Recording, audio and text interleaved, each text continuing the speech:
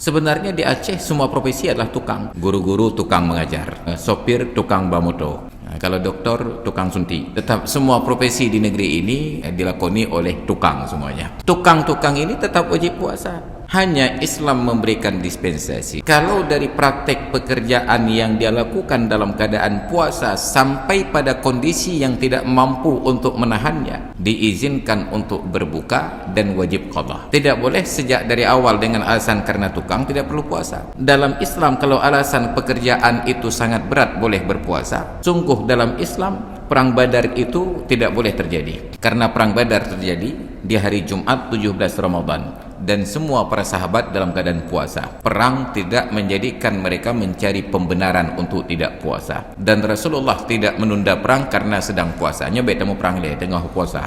Bah untuk lilih puasa 6 temu perang lemah.